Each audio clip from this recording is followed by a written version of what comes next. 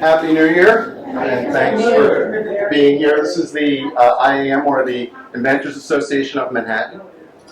We are all about education and empowerment of inventors, startups, and entrepreneurs, and I welcome you for our first meeting of the year. New member or new people attending tonight who hasn't been here in the past. So hopefully you'll find this informative and educational. And also, I think some of the networking that goes on here is very useful to learn from each other. And it looks like you came with a friend, right? So feel free to ask questions of any of the people who are involved. We are a group of professional members also, some of which support the organization. And I'd like to introduce Lewis, our host, here at Constanza. Evening, everybody. Happy New Year. For those of you who've been around for the last year, patent attorney, partner here, been in the business over 10 years, mainly in the electromechanical, partially chemical space, electronics, cell phones. If you can walk around with it or you wear it, probably have a patent written to it. We're happy to sponsor, come on in. We're happy to sponsor the group. If you have any questions, feel free to stop by at any time. Give me a call, and give you a card, have a chat, and we can do some good things. And Gordon Perry. No, thank you. Many of you know me. As a professional designer, I want to help you create, develop, engineer your products. I do that well. I know what I'm doing. I'd like to help you. As they say, if the need arises, I hope you'll give me a call. I'd love to talk with you. Thank you. Thank you, Gordon. David Plastowski is another one of our professional members. Hi, I represent the firm of Dave Pitney, a firm that's based in 6 states.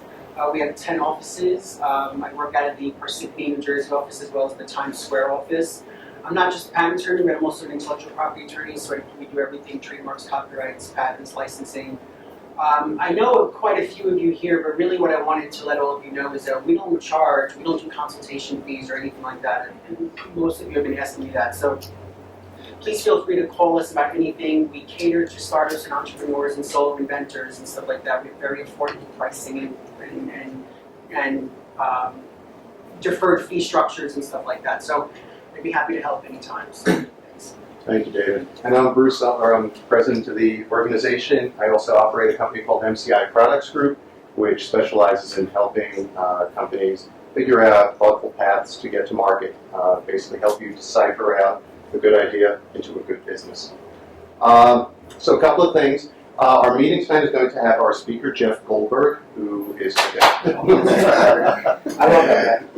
going to help you understand how to present your ideas more thoughtfully. Then we're going to take a break and move into our pitching panel. And tonight we have 2 pitchers. Normally we've been having one. And that, for those of you that are new, it's kind of our version of Shark Tank without the money, the drama, or the billionaire egos. So, any billionaire egos in the room? Anyway, so just a couple interesting observations. Some of you might want to make note of this. Just as if you watched the Golden Globes last night, they talk about how it's the start of award season. Well, in industry, it's the start of show season. And a lot of you may have heard, like, CES was last week. So that's the Consumer Electronics Show. This month, there's also the International Gift Fair down in Atlanta, and then it moves here to New York. We have Toy Fair. Point is, every trade industry has a show. And if you're launching a product, it's always good to be aware of what shows are out there, because you're going to get a huge education in terms of your marketing and understanding who does what to whom in that industry. So just want to make you aware of that. And if you type in toy industry, you will probably find something relating to the show or whatever industry you happen to be operating in. So with that, I'd like to introduce Jeff Goldberg. I've known Jeff for how many years? 57 or something. Something like that. Since we were both -3. So Jeff is a brilliant sales trader and someone who really knows how to cut through and help people relate to ideas.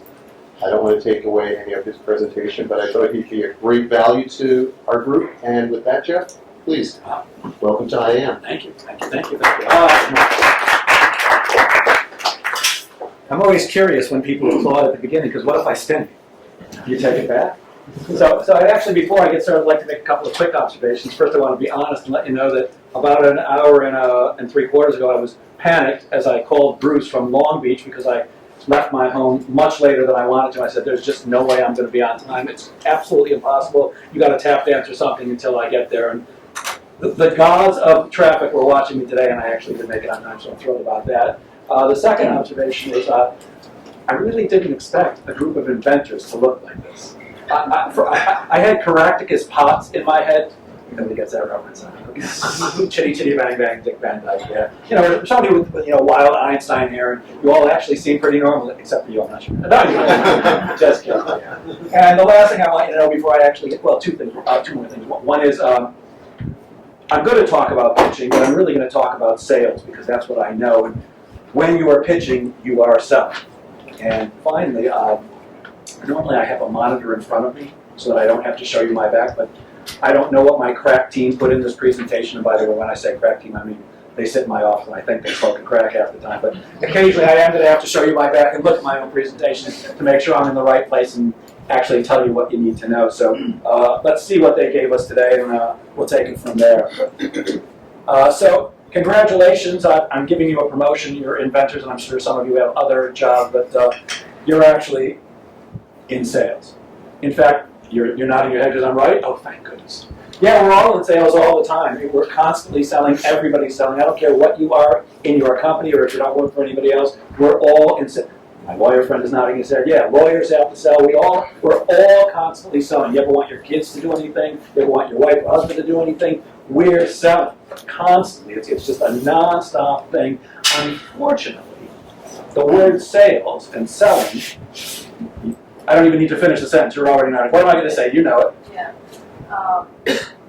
It has a bad rap, right? Yeah. Yeah, why I is just want to that? say. I don't know. Look, I'm a professional salesperson for 40 years, since I'm 3, and just kidding. And it's the truth. No, but why do salespeople have a bad rap? This is going to be interactive, otherwise it's going to be a long night. Used cars. Used cars, amazing that you said that. Yeah, it looks just like that guy. Everybody thinks that when you talk about sales or selling, that what you're talking about is a used car salesperson. And I don't mean to offend anybody who sells used cars on the side, or has a relative who sells used cars on the side, or ever did sell used cars, but we all know there's scum of the earth. Used car salespeople will typically lie, cheat, steal, do whatever they have to do to convince you to part with your hard-earned cash for something that's probably not worth it. And that gives all of us a bad name. So if you're in sales, you have a challenge, whether you're a professional salesperson like me or an inventor trying to sell their idea to someone or trying to actually produce a product and then sell it to the public, you're fighting this image. They all think that's who we are. So I want you to know that sell is a 4-letter word, but it's not necessarily a bad one. That the truth about selling is that if you're doing it properly, first of all, there's nothing to convince. There's nothing to talk people into.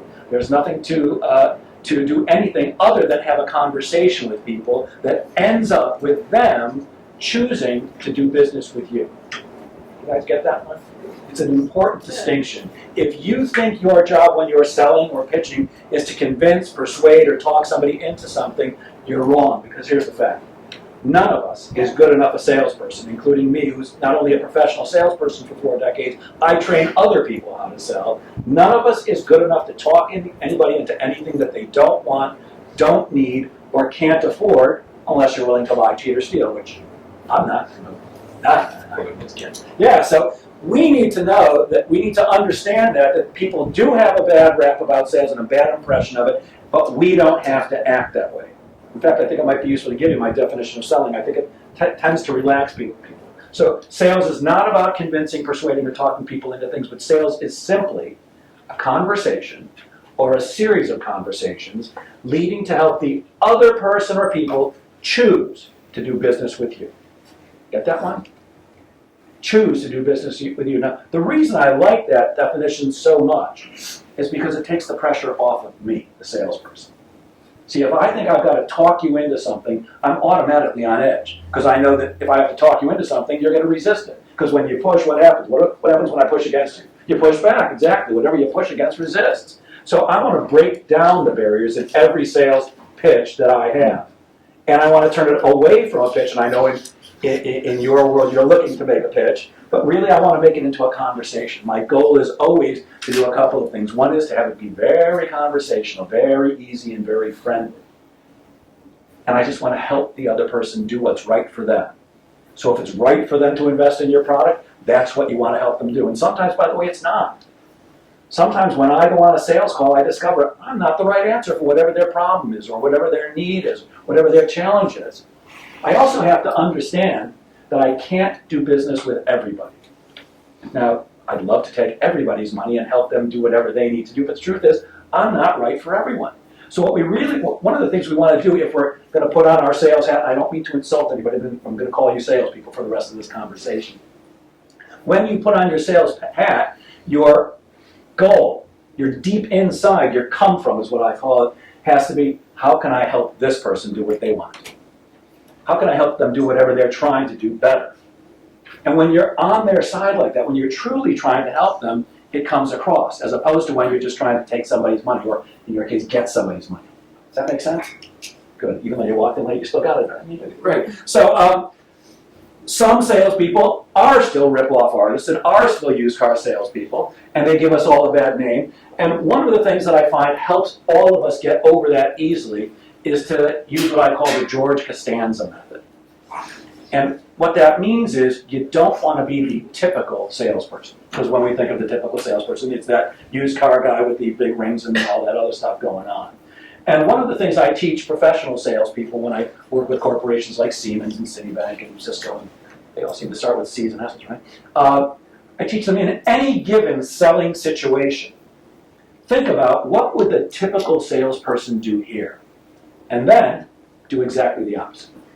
Whatever your gut tells you a salesperson would do, don't do that. And the reason I call it the Constanza method is because if you remember the show Seinfeld, nobody, just me. You and me, okay, you laughed, okay, good. So, of course, like most of us, I loved all the characters, but I have a particular soft spot for George Costanza, the perennial loser. And you're nodding your head, you already know what I'm going to say. This is great. I'm just going to come talk to you. In one episode, George, the perennial loser, figures out that if everything I do is wrong, all I have to do is the opposite of what I think I should do, and everything's going to work out. If you remember correctly, in that episode, he gets a beautiful girlfriend. Hi, I'm George. I'm bald. I live with my parents, and I'm out of work. Hi, George. Gets a girlfriend, moves out of his parents' house, and gets a job with the Yankees. So I love that Costanza method. If you don't walk away with anything else today, just think of George Costanza. Every time you're pitching or every time you're selling, do the opposite of what you think you should do. Who do you think is the world's greatest salesperson? Anybody know? I know you're thinking me, thank you very much, but I haven't proven it yet. Who's the world's greatest salesperson? Anyone know? My kids got this one immediately. I have 3 kids. I have a 12-year-old, twins that are 11. I have the lights on my... Oop. Yourself. Person yourself. Well, they thought that too, and so did she. The person himself. Oh, so you're the greatest salesperson. No, there's actually somebody who I think is the greatest salesperson. It's this guy. Remember him? Sam I Am. Sam I Am is the greatest salesperson that ever existed. Anybody know why? Persistent. He was persistent, wasn't he? I forgot the exact number, but the guy he wants to try green eggs and ham doesn't have a name. In fact, in everything I looked up, they call him It. But he tries to get It to try green eggs and ham something like 84 different times. But it's more, you think? I love that book. Who doesn't? Yeah. One fish, two fish, I love that. And of course the cat and the hat. Yeah, I live for that stuff. So the reasons that make him the greatest salesperson that ever lived, first of all, he maintained his offer. He had laser-like focus. He knew exactly where he wanted to go, and he just kept on trying. And by the way, he didn't do what the typical salesperson does, which is, oh, you don't want to try green eggs and ham? Well, what if I lower my price? What if I ask you for less money? Don't do that. Stick with your offer. He never challenged him.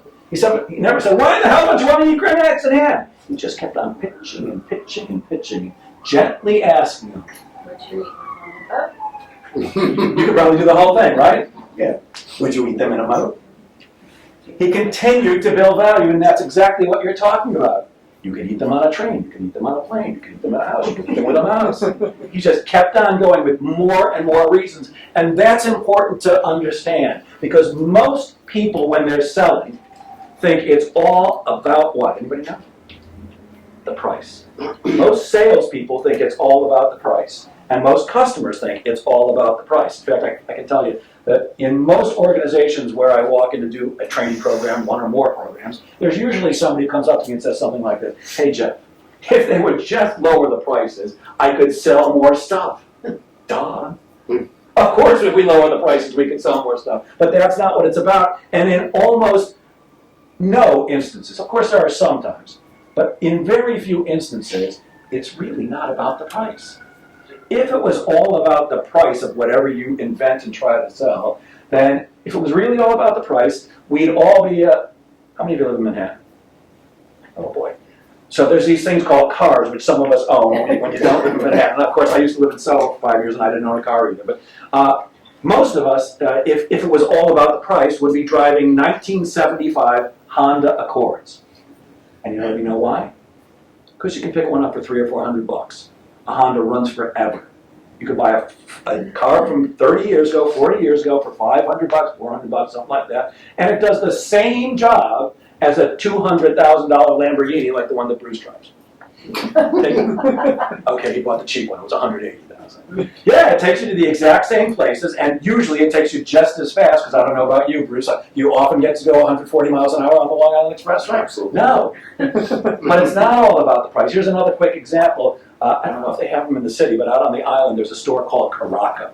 Anybody familiar with Caraco? No. It's a men's clothing store. It's not exactly what you call high-end. In fact, the way they advertise it, well, they're all over every newspaper, but also on their big plate glass windows in front of the store, there's always, in beautiful colors, it says 3 suits, 3 ties, 3 shirts, 3 underwear, 3 socks, 3 hankies, 3 belts, $300. You just raised your eyebrows. You want to go out to Caraco now? No, how come? Why not? I'm afraid. Because? Quality. Yeah, exactly right. It's not all about the price. Now, does Caraco have a market? Sure. Except it's not most of the market. If it was really all about the price, I'd be buying my suits at Sears or Caraco. And I promise you this one didn't come from, this is not a $4,000 suit, but it sure wasn't Caraco. Why? Because it's not all about the price. People buy 2 things when they buy things. They buy relationship. They want to like and trust the person they're doing business with. And if you're pitching your product, you can bet they better trust you. And they buy the value. It's what am I going to get out of this? In sales, we call that the WIFM, W-I-I-F-M. Anybody know what that stands for? Very good. We got a salesperson or two here. Yeah. The only thing your potential investors care about, the only thing the people who I'm trying to sell to, the only thing anybody's trying to sell to cares about is, what's in it for me? What do I get out of this?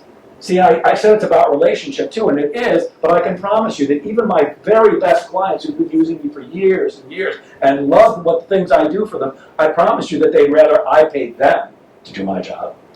Because they don't really care that I too have a mortgage and an ex-wife to take care of and a dog that's sitting there at home waiting for me to get home and walk her again before we go to sleep and all that other stuff. What they care about is them. What's in it for me? But it is about the value and the relationship. Mostly the value. What can you do for me? What's this? If I give you money, what am I getting back? What's my investment going to pay off as? So we have to be really good at expressing the value, and Sam I Am was really good at it. He continued to build value constantly, and he had the right motive. Why was he trying to get it to try green eggs and ham? You'd like it.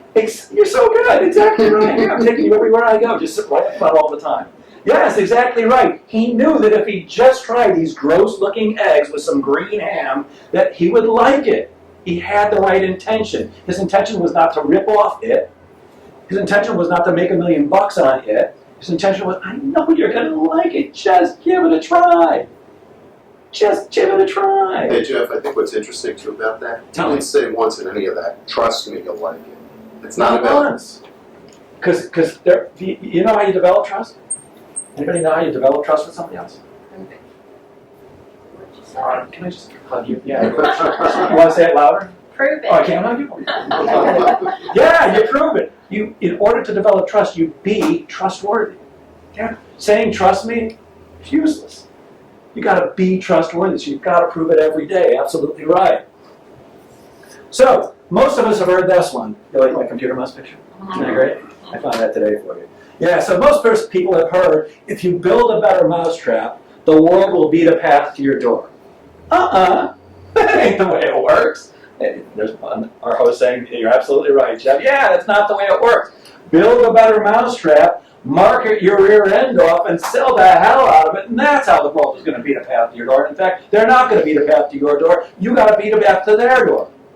It ain't all about, I've got this brilliant idea and I'm going to get rich. There's a heck of a lot more involved. So that's one of the fallacies in inventing or in selling in general. You got it not. Oh, this is my favorite one. Anybody know why I have this one in here? My favorite slide. Because I love the Beatles.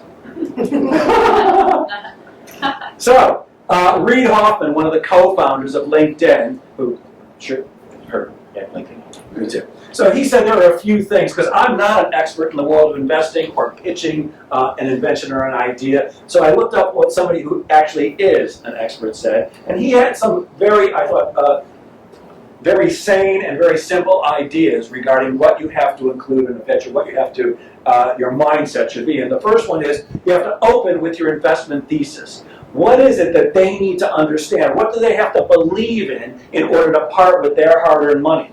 There's something that you want them to believe. What's this product going to do for the world? How's it going to make them money? How are they going to be successful? How are they not going to look stupid if they do business with you, if they invest in you? He says you should open with that. The second one thing is try to show only one revenue stream.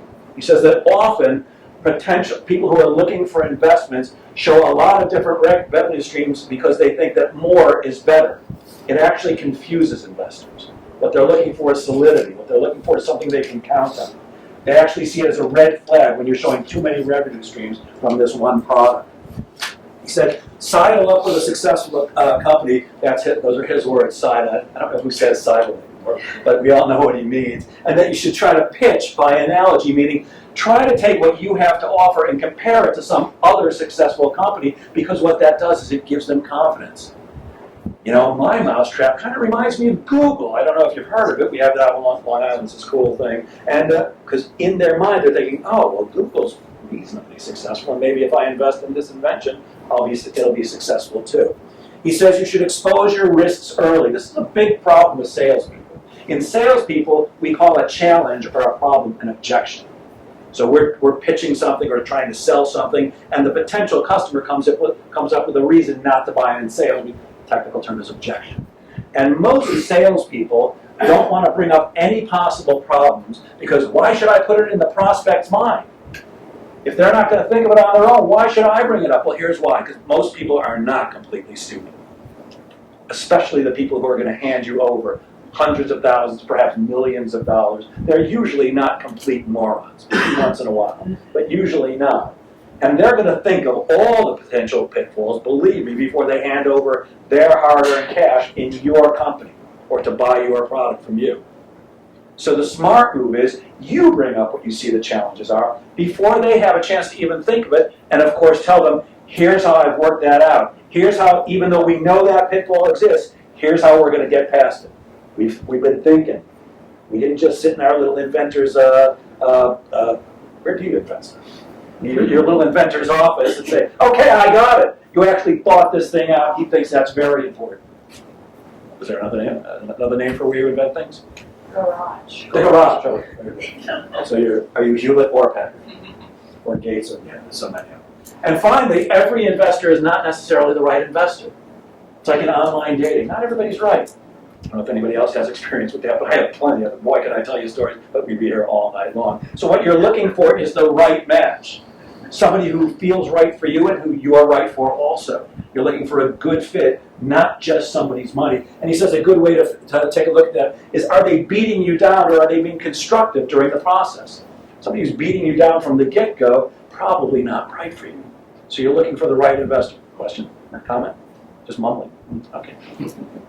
I do it all the time too. So you talk to yourself, you get the right answers, right? Very good.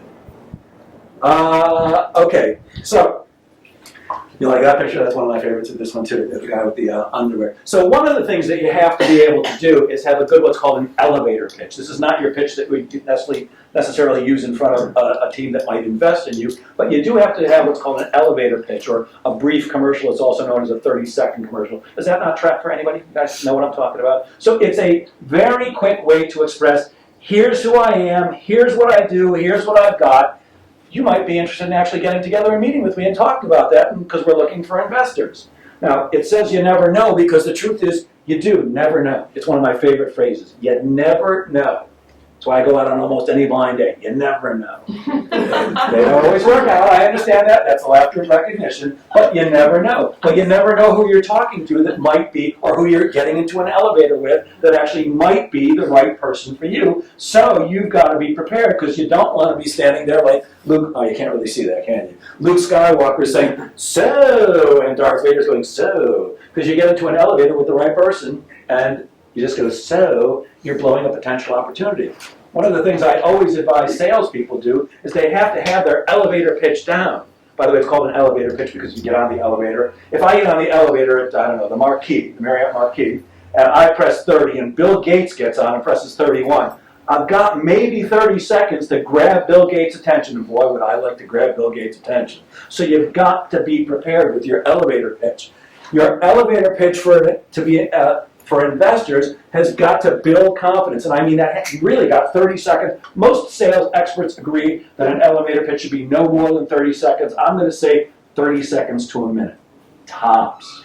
You don't have more time than that. And that means the time to think about what you're going to say is not when you're actually standing next to Bill Gates. It's beforehand.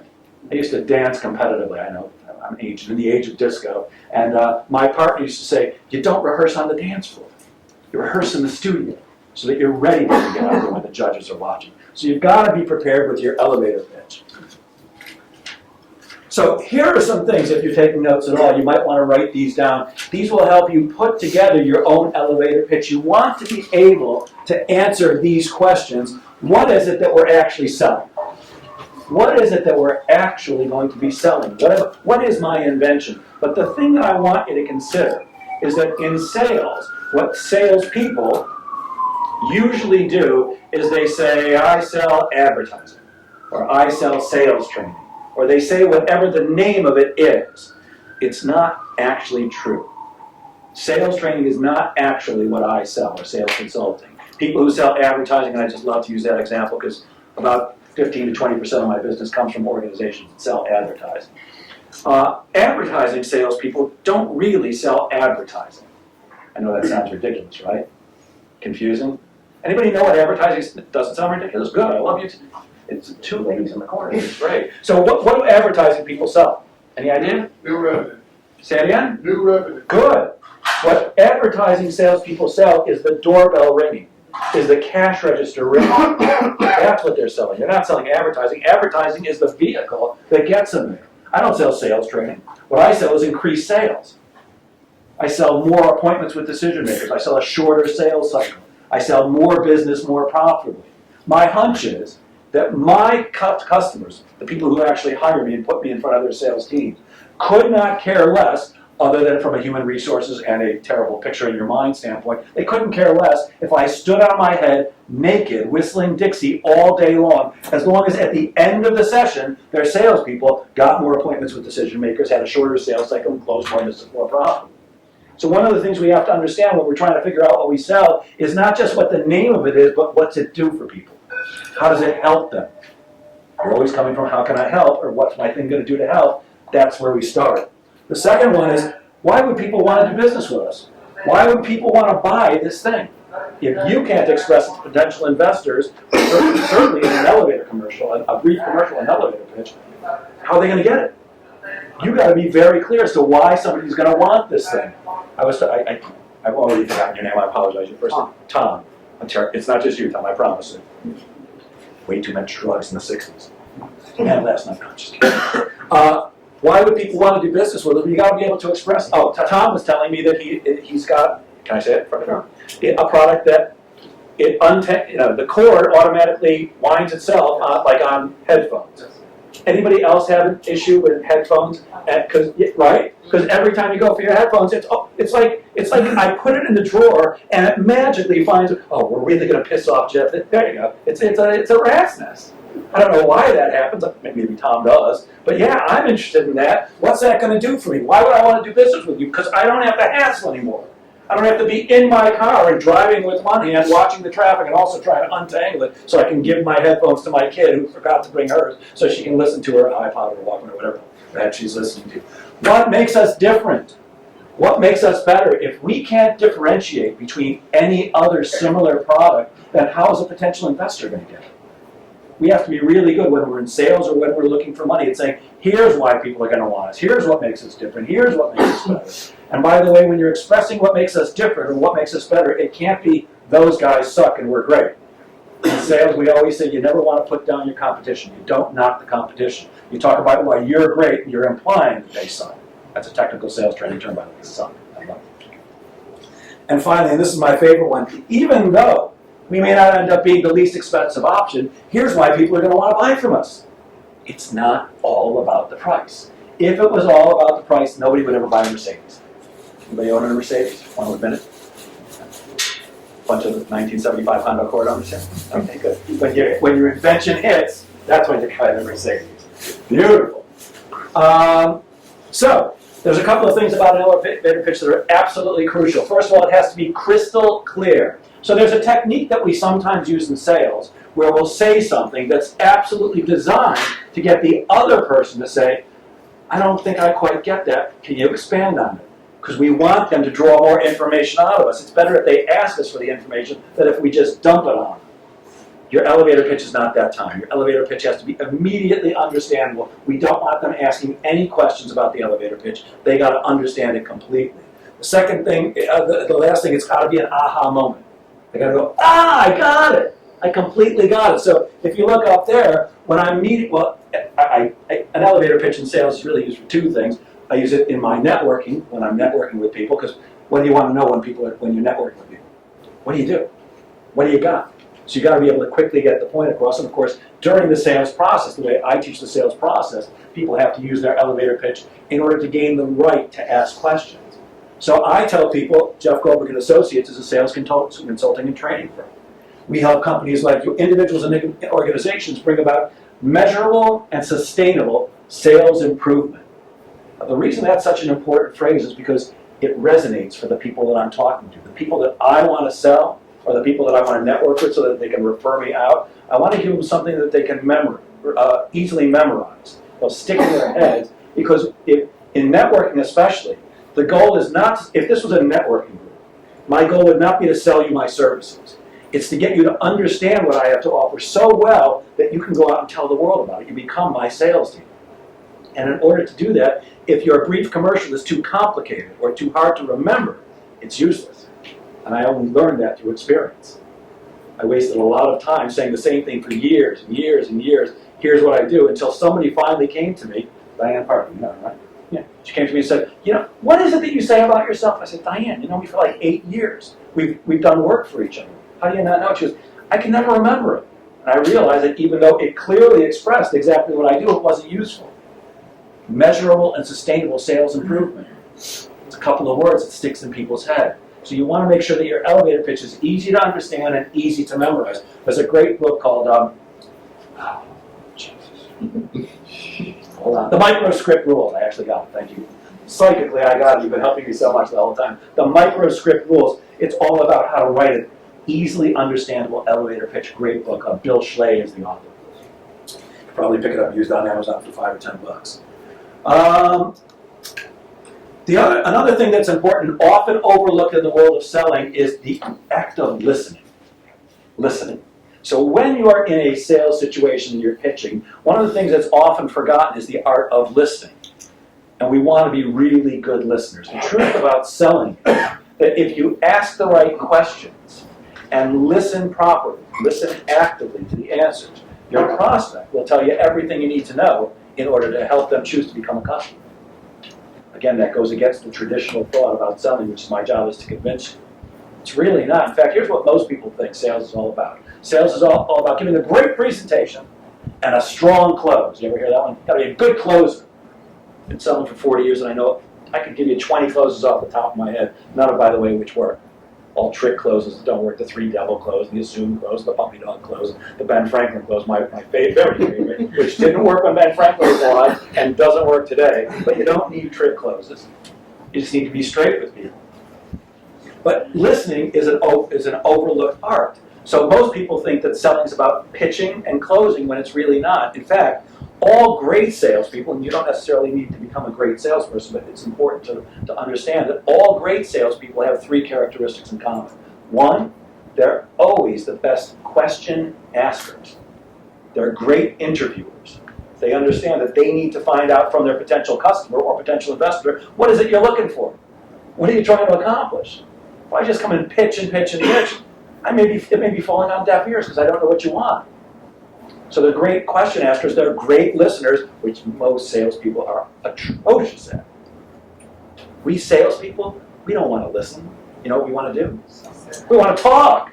Why do you think I do my job? I get to stand in front of groups like this all the time, some of who actually pay me, but they have to listen to me all day long. It's like heaven for a guy like me who loves to be the center of attention. I get listened to, it's great. And by the way, everybody loves to be listened to, don't they? Anybody married? Have a boyfriend, girlfriend, something like that? Ever hear this one? You don't listen to me! I'll give you my ex-wife's number and ask her how I ever listen to her. Jeff, so it's interesting what you say about questions, because I once heard that, to what you're saying about asking questions, sales is a competition, but whoever asks the most questions wins. Whoever asks the most questions is controlling the conversation. You can lead the conversation wherever you want to go through questions. It's all about the questions, but it's also important to listen. If you ask questions but don't listen to the answers, you've wasted your own time. And the third thing is all salespeople tell great stories. All salespeople are great storytellers. Really. Think about any great salesperson that you know in your personal life. They tell great stories. Not just about sales. They can tell you a story about anything. And the reason that's important is because, as a human race, we communicate through stories. Think about it. Again, anybody married or have children, they ever get to the bottom line? Your spouse, my kids, your kids. It's always a story, right? I'll tell you a very quick one. So, I adore my kids. I mean, just beyond belief. And I know I seem like an excited guy, and I kind of am an enthusiastic, excited guy, but I'm also very calm and centered. I have a lot of Buddha statues in my house, and there's incense burning, and meditations going on, all kinds of cool stuff. And I love it. I don't seem like that guy, do I? I know, but I am. Amazing. Well, you know, I have a couple of cocktails, and it's all good. So anyways, I'm in the bathroom, starting to run the bath one day, and I hear crash from the living room. And I'm like, oh, what now? And I go pounding into the living room, and there's one of my favorite Buddha statues sitting on the floor in pieces. And you're upset for him, right? So of course, inside I'm going, oh, let's not kill these kids. And I say, what happened? Because I know it wasn't the dog. And my daughter, Skylar, who's now 11 and just delicious beyond belief, stands up off the couch where all three of them are sitting and goes like this. No, I often exaggerate for effect. No exaggeration. Ready? Daddy. Daddy. Daddy. No kidding. There's probably 5 more daddies before she finally said, first of all, it wasn't me. I said, okay, I'm listening.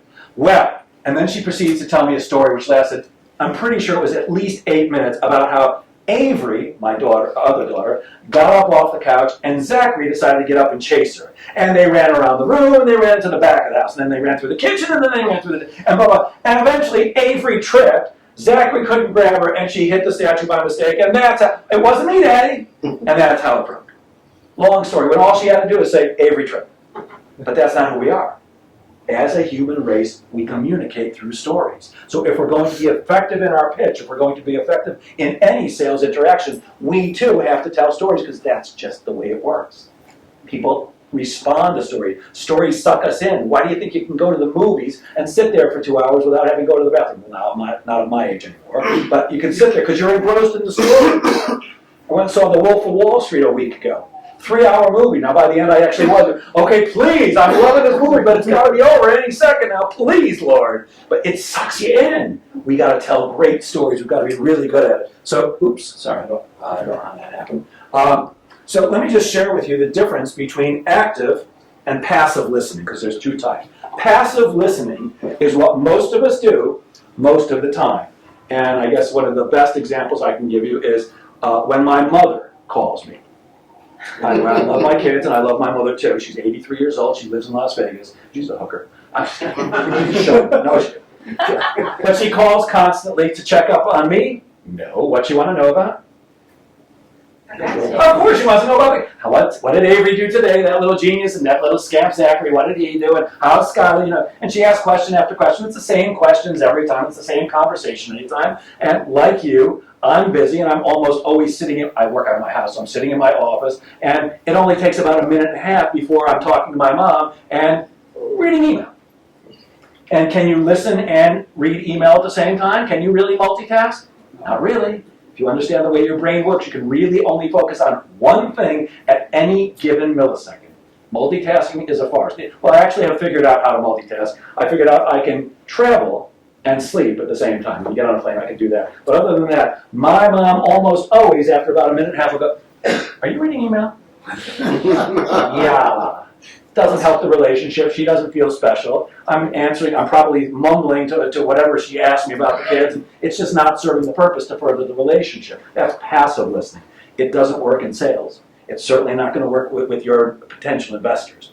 Active listening is very different. And the best way I like to explain that is there anybody in the room who has not flown on an airplane more than one time? So everybody has been on an airplane more than once, yes? Just nod your head. Okay, good. So everybody knows what happens when they close the doors on an airplane, right? The flight attendants come out, and of course they used to be stewardesses. I don't know when they changed that title. And by the way, they all used to be young and hot. I flew back from Vegas recently. I think my grandmother was the flight attendant. But that's besides the point. Anyways, you know they're going to come out and teach you how to seatbelt. Like we've never done that before. And they're going to show you where the emergency exits are. And don't worry, in case of an emergency, there's going to be lights along the floor. And in case of a loss of cabin pressure, that thing's going to drop down. If you're traveling with a child, put on yours first and theirs second. And don't worry if it doesn't inflate. The oxygen is still coming through. Does anybody listen to that message? No.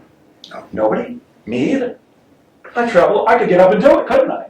You probably could too. Yes, I did. Yeah. The only one I listen on is really JetBlue because they're often funny when they do it. But other than that, no. Look, when they close the doors on an airplane, I'm doing two things. One, I'm typing really, really fast because I know any second now one of those flight attendants is going to come up. "Excuse me, sir, could you please put away your laptop?" And the second thing I'm doing is I'm praying. I'm praying that we get off the ground really quick because they don't bring the drink card out till you get up to the flight out. You got to make that happen. Now imagine though, light that one, good. I'll use that again. Imagine as a group we're traveling. We're in New York. From here, we're at JFK and we're flying to London. Because we're going to pitch investors in London, because the British want to invest in our products. And we get off halfway across the ocean, and the pilot comes on with the piloty voice that they all have. "Good afternoon, ladies and gentlemen. We're cruising at 35,000 feet, going 550 miles an hour. Oh, it's a beautiful sunshiny day, and the weather in London seems to be good, too. We're experiencing a little difficulty. Both wings just fell off. We're going to be plummeting into the ocean now at 550 miles an hour, and your flight attendants will now come out and review the safety procedures." When the flight attendants come out and review the safety procedures, will you listen differently? Yeah, me too. That's active listening. Active listening is listening like your life depends on it. Because you said the weather in London was going to be good, and that's not You knew that was a lie, right? Yeah. I actually was in London and the weather was fine, yeah. I can't tell you my London story, but because we're running out of time. It's a great one. It has to do with a red light district where it wasn't about women. Curious about the story? Yeah, pretty good, huh? I'll tell you. Scaring me, Jeff. All right, I'll tell you the quick version. I have a mentor that's speaking and training. I said you're scaring me. I didn't say tell us. I'm telling you anyway. It's good. It's really nice. Well, I'm heading to London for the very first time, and I call my mentor. I said, "I've never been to London. What do I do when I get there?" He goes, "You got to go to the theater. And there's a great red light district in there. I don't think you should do anything, but you just want to walk around." So he gives me directions to this red light district in London. And of course, I'm very proud of myself. I get on the underground, I get off in the right place, and I'm walking around what's clearly the red light district. There's neon everywhere, and the whole thing. Something looks off to me, though. Something just doesn't quite look right. And a British gentleman walks up to me, and I do not do a good British accent, so I'm not even going to try. And he looks at me and goes, "American, right?" I'm like, "Yes, as a matter of fact, I am." He goes, "Gay, right?" I'm like, "Well, not that there's anything wrong with that, but no, I'm not." I said, "What would make you ask me that?" He goes, "Well, look where you are." I was in the gay red light district. How great is that? You know, yeah, isn't that great? Too much fun. Oh man, things keep on happening in my pocket. So, yeah. Well, we lost the entire presentation. I'm sorry. Hold on, we'll get you back to where we were. So anyways, you have to be an active listener, because if you're not actively listening, you're going to miss the reasons that they're going to invest with you, the reasons that they're going to buy from you, and it's not what we normally do. We're normally caught up in our own stuff. We really have to be, like some of you are actually actively listening right now. I can see by you're looking at me in the eye, not the stalker stare like you're getting me, but yeah, you're showing me you're listening. And it's highly complimentary, by the way, to anybody. People love being listened to. When you listen to people, you start to establish or further the relationship. When you actually do that, you're giving people a gift. It's the gift of being listened to, which most of us don't get in life. Anybody married? Have kids? Yeah, that's the way it goes. So we want to be active listeners. It's very, very important. Mindset and attitude. I meet a lot of people, even professional salespeople, who don't have a great mindset. Their mindset's negative. Who's going to want to buy from me? Who's going to want to invest in me? I'm just a schnook. I almost used the Yiddish word. May not be appropriate. Yeah, who's going to want to do it for me? Well, guess what? Your mindset creates your world. Your attitude creates your world. I have a friend, Jeff Keller, who wrote a book called Attitude is Everything. Attitude's not everything, but it sure is important. You want to be thinking positively, not like positive thoughts can change anything by themselves. You ever notice how when it's raining outside, you don't want it to rain, you go, sunshine, sunshine, sunshine. It still doesn't stop raining until it's ready to. But having a positive attitude makes a big difference. Having a smile on your face, walking in looking like you own the world, being confident makes a difference. You want people to invest money in your product? You better be confident about it. Tony Robbins, I'm a huge fan. Anybody not know who Tony Robbins is? You don't? You do? Yeah. Motivational speaker, brilliant. As far as I'm concerned, the best of the best. He does an exercise. If you've never gone, by the way, to a Tony Robbins seminar, go. It's worth every penny. You spend a day with Tony, you walk out pumped up out of your mind. It's unbelievable. It's very useful stuff. But he does an exercise where he runs people through. He makes them stand up, and I'm not going to do it to you right now. Makes them stand up, and he says, how would you hold yourself if you were depressed? What would you look like if you were down in the dumps? And almost everybody does about the same thing. Shoulders kind of slump down, knees bend a little bit, eyes go down, face looks sad. And then he said, now what if you won $40 million in the Mega Millions? And you're living on top of the world. How would you stand then? And everybody does the same thing. They all stand up straight. They all throw their chest out. Their chin goes up so that you don't see the triple chins, which my kids love to grab constantly.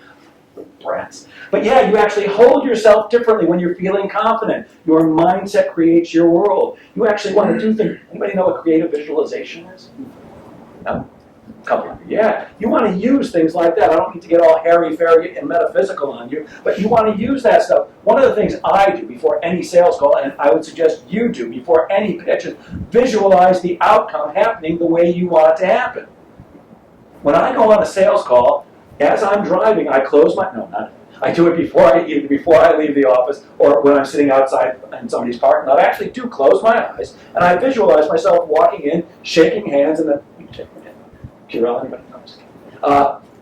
I visualize them being happy to see me. They've got a smile on their face, and I've got a smile on my face. I visualize myself sitting down across from them, and we're having this great chat, and we're laughing, and it's all going great. I'm taking notes, and they're taking notes. And I visualize them signing a contract and handing over stacks and stacks and stacks of $100 bills. Now, does everyone do that? No. But if I walk in, I had to deal with the IRS today. Traffic, thank God I made it, but I didn't think I was going to make it. You got all that on your mind, you present yourself differently. Change your mindset, and you'll change your world. Wish I had said that, but it was actually Norman Vincent Peale. So, in presenting, if you saw the blurb, it said, there's a bunch of things, and I'll bet you're only doing one of them. One of the key distinctions when we're pitching, whether we're selling or pitching to investors, is the difference between features and benefits. Does anybody know the difference? Any chance? Well, I'll just tell you what it is. So in sales, when we talk about features and benefits, we talk about these two things. And features are what something is or what something has, H-A-S, is or has. Benefits are what something does. Anybody have any clue as to what people buy? They buy what things do. But salespeople tend to focus on the features. It's got an AM/FM stereo and Sirius XM radio. So what's that do for me? It's the only thing people care about. My favorite example of that is, did anybody actually try it? Other than, am I the only idiot? Do you have a car? Truck, car? Car. You own it or lease it? Own it. Own it, good, okay. It doesn't matter what type it is. When you went to buy your car, you're too young to know who Kreskin or Carmichael, but I'm going to be a mentalist for a second. I'm going to guess that your car had 4 tires. Thank you very much. I'll be here all week. Thank you. Don't forget to do your waiters and waitresses who are working hard. Yes. Did you buy your car because it had 4 tires? Say no, because that's the right answer. Good, very good. You wouldn't have bought the car if it didn't have 4 tires, but you didn't buy it because it has tires. Tires are a feature of a car. Hold on, I'm going to do it again. Ready? I'll bet your car has one of those, you can say it. Steering wheel, right, doesn't it? Still talking to you, my friend.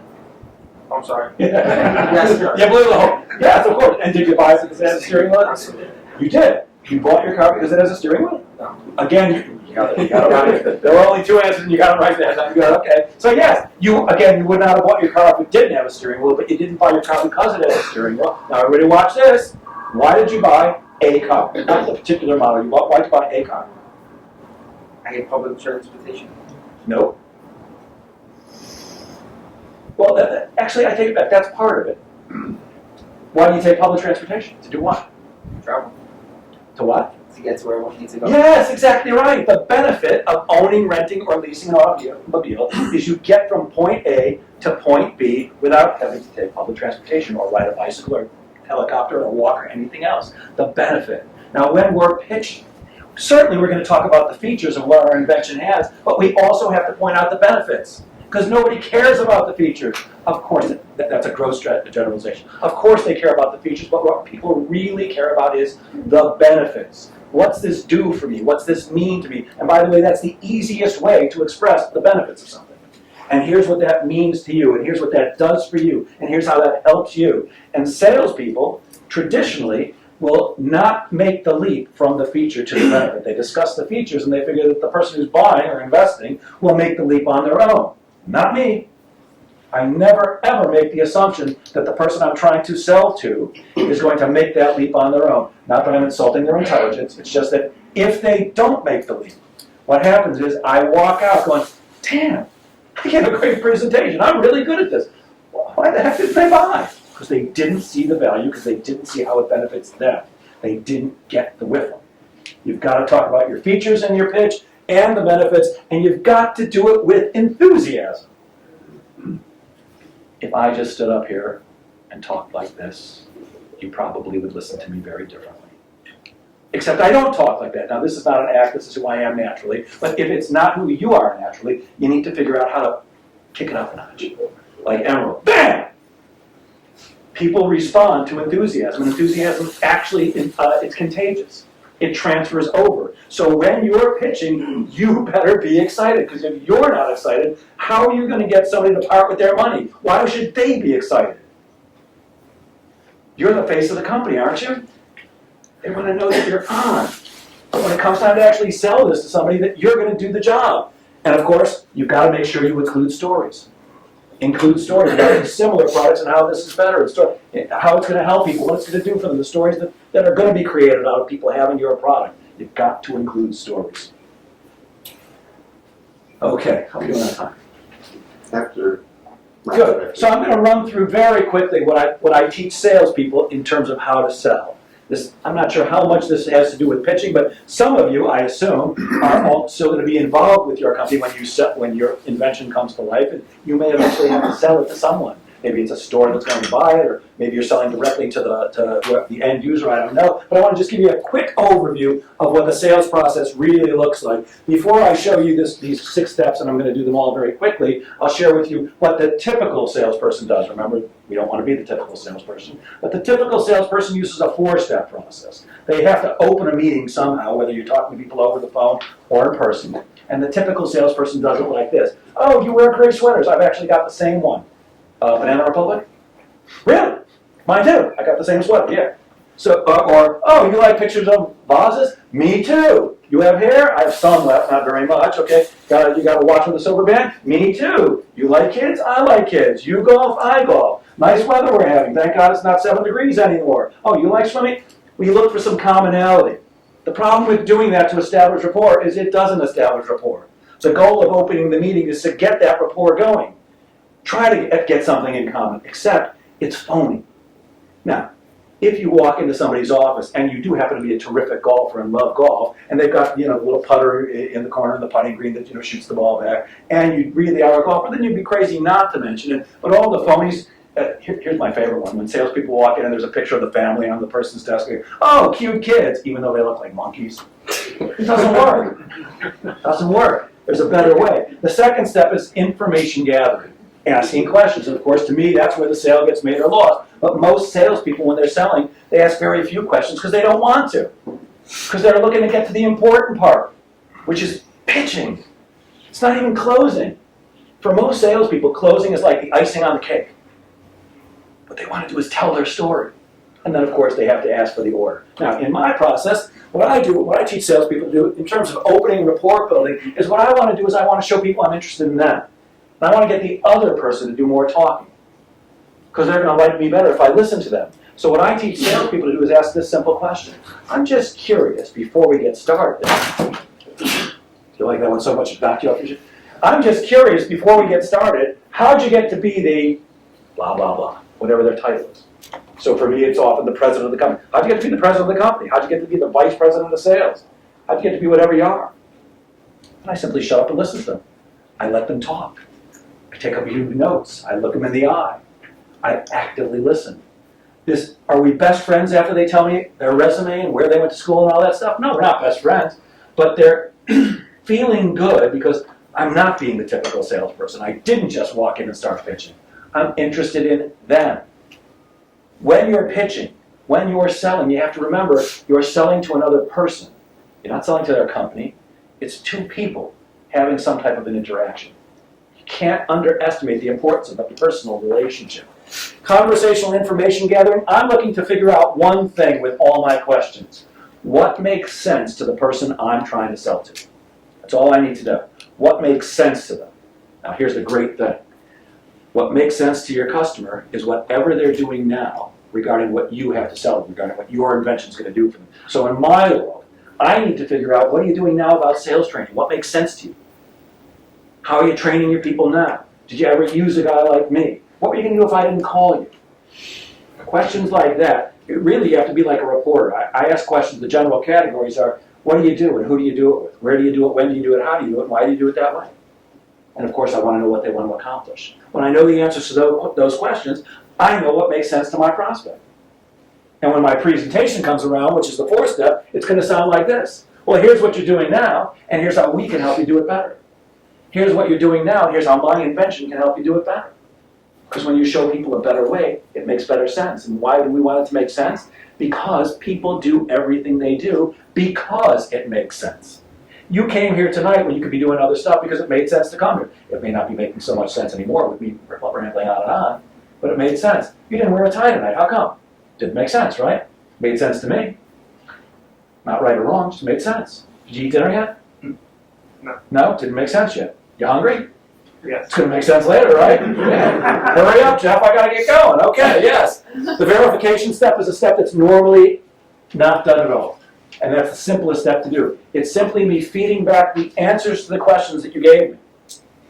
I listened carefully, I listened to what you were telling me, and I'm just feeding it back. If I heard you correctly, what you told me was blah, blah, blah, blah. And we're going to finish that with, is that about right? Or did I listen right? Or are we on the same page? And the reason I want to do that is because next step's going to be to present. Now it's time for the pitch. If I didn't hear what you told me correctly, whether you expressed it incorrectly or I heard it wrong, then I'm going to give you a presentation based on bad information. My presentation better be based on good information. Otherwise, we're going to end up with no sale. Negotiating, we don't have a lot of time for negotiating, but I'll give you my one-word training on negotiating. Don't. Don't negotiate. Now, do I really mean don't negotiate? Do I really mean that? Of course not. What I mean is don't do what the typical salesperson does when they negotiate, which sounds like this. Can you do better on the price? Sure! That's not negotiating, that's discounting. Discounting hurts. Here's the golden rule of negotiating. When you give something up, you get something back, period. Every time you want a better price from me, good, buy more hours. Buy more advertising. Give something up, get something back. And finally, closing. Again, there's actually a book, 185 Ways to Close a Sale. I'm going to teach you one simple, straightforward close. Here's exactly what I say after I've made my presentation to my prospect. In my professional opinion, and by the way, I love that phrase and I use it all the time. In my professional opinion. Because what am I telling you when I say in my professional opinion? What am I? I'm a professional, exactly right. I like the way you threw your voice back. Very nice, yeah. Yes, I'm telling you I'm a professional. Why do I want you to think I'm a professional? Because we listen to professionals. You ever go to your lawyer tells you what to do, and you go, no, I'm not doing that. Or your doctor. Gee, something's seriously wrong. You better go to the hospital. No, I don't feel like it. Your accountant. I always listen to my accountant. Yeah, because we listen to professionals. So I always say, in my professional opinion, that's the plan that makes sense to me. And what I think we should do to move forward. What do you think? And I throw it out to them. And then I do the toughest thing for salespeople to do. Shut up. And wait. And you said before about it, it's not really a battle, except in sales we say when you ask a question, especially a closing question, he or she who speaks first loses. Ask your closing question. Ask them for the business. Ask them to buy. Ask them to invest. And shut up. When the sweat starts dripping down your armpits, and you're going, oh my God, it's been at least 5 hours since I asked the question, why aren't they answering? Shut up some more. Wait. He or she who speaks first loses. Now, there's just one other thing about the losing thing and the war thing. It's not really a war, and it's not about winning, losing. People are either going to give you their money and get your great product and their investment is going to pay off for them, or they're not. In my world, they're either going to buy my services and I'm going to get their money, or they're not going to get my services and I'm not going to get their money. It's win-win. We always want to, in sales, be looking to create a win-win. How do I make you feel good and me feel good at the same time? Does that make sense? Good. I'm almost done. In fact, I might even be done. I am done. Any quick questions? Because I know we've got a lot more stuff to do. The gentleman with the blue turtleneck. In today's time, getting it across and having a conversation with someone on a sales pitch, if you want to say it, I'm losing that. People are communicating with me on the computer. I'm getting texts. There's no voice. There's no back and forth. It's getting more difficult. Yes, it is. I had 2 incidents today. I got a guy out in Oregon who I'm trying to deal with my and his convention, texting back and forth. I had another group of people call me up because they wanted me to do a video on me, and I blew them away on the phone. But I couldn't. I'm still hanging with this guy out in Oregon. Yeah. So how is it that he arranged that he could text you? Pardon? How is it that he arranged that he could text you? I can't hear you. How did he make it so that he could text you? How did he get your mobile phone number? I went through a broker first, and the broker had his information and all of his stuff on a patent. I got his name on the patent, went to the USPTO. He can't use his patent because my patent was in first. And I'm going Let's just sue the bastard. So Right? I'm trying to deal with it. But the thing, the way it ended, the last text. So Jeff, if maybe the question is, how do we work with people remotely Yeah. versus, you're talking about. So here's the first thing. One more thing. He asked me for my phone number, and I'm going to talk to him tomorrow. But the text and the computers are killing me. So one of my overriding thoughts, and I have many, is anytime you want somebody to do something for you, show them why it's good for them, because they don't care about you. So, I know we're texting back and forth and it's very needed, but in my professional opinion, the smart thing for us to do is to get on Skype. Because it's still a phone call, still using the phone, but at least you can see them. My preference, in the order of in the sales continuum, the order of importance is face-to-face blows away everything else. I want to be in the same room with you if I possibly can. Skype is second best, or any type of video conferencing. Because, look, I'm not getting on a plane to fly to London to talk about a deal unless I've done some substantial qualification and started the process first. So Skype would be second best, third is the phone itself. Well, you got to get there. I understand. It's more and more challenging, especially with those young whippersnappers. Guys like you and me, we're used to face-to-face, except you have to sell the way the people that you want to deal with want to be dealt with. And look, here's a quick example. One of the things I used to teach salespeople is you never, ever, you absolutely positively refuse to deliver a proposal via email. Why? Because the chances of me closing a proposal based on my email are substantially less than if I can go over it with you face-to-face. Except That's not the way business necessarily works these days. So while I still strive really hard to get in front of it, sometimes I'll deliver a proposal via email because there's no other way. It's just, look, it's the nature of the beast. Look, here's a fact that almost everybody's quoting. I don't know if it's based on research or just one person said it and everybody else is. Most people agree that today, 70% of the sales process is done before people talk to a salesperson. Because in Long Beach, where I live, we have this amazing thing. It's called the internet. Oh, you got it too. Yeah. So you're done. I don't know if that's the answer you're looking for, but it's the nature of the beast. Anything else I can answer for you quickly? Jeff, quick question, or maybe Yes, it's an observation. A lot of what the people in the room are dealing with are things that don't exist yet. You know, concept, idea. Any tips or suggestions about how to more effectively sell a concept and idea versus a tangible product? Yeah, so it's kind of like the difference between selling a product and a service. So products are much easier to sell. I used to sell, don't laugh, I used to sell Encyclopedia Britannica.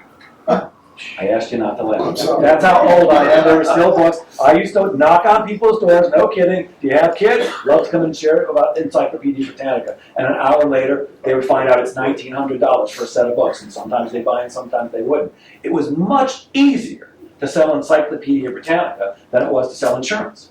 Because insurance doesn't exist. It's a piece of paper saying, okay, yeah, if you die, we'll probably pay it. And everybody knows that insurance companies are in the business of not paying claims. So what you have to do is you have to make it as real as possible for them. You have to paint a picture. Our job in any sale, but especially with a concept, is you have to get them to see the picture.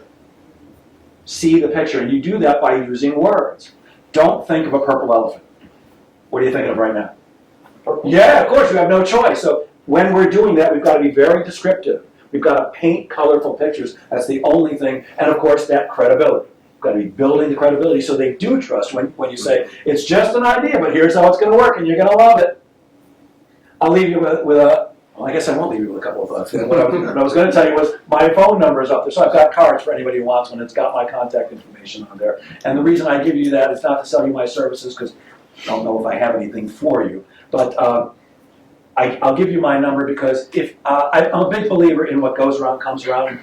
Zig Ziglar, who passed away last year, was a famous motivational speaker, and he said, if you help enough people get what they want, you get what you want. So you can have my number because call me, email me. If I can help you, I will. Not for money.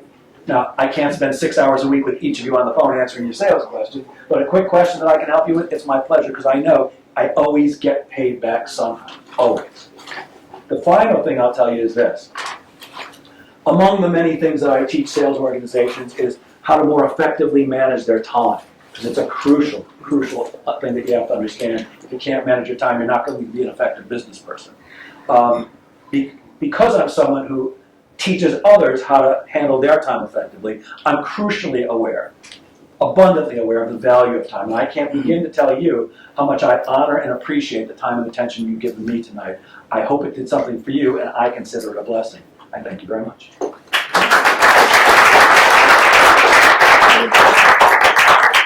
Thank you, Jeff. Really. So this is why we do the IEM, to have great speakers come in. Hopefully all of you got something very effective out of it. We're going to take a quick break, 5 to 10 minutes maximum. We're going to come back and have pitching panel, Patrick Raymond and Jason. So, and I guess that would be called a cutback to follow, right?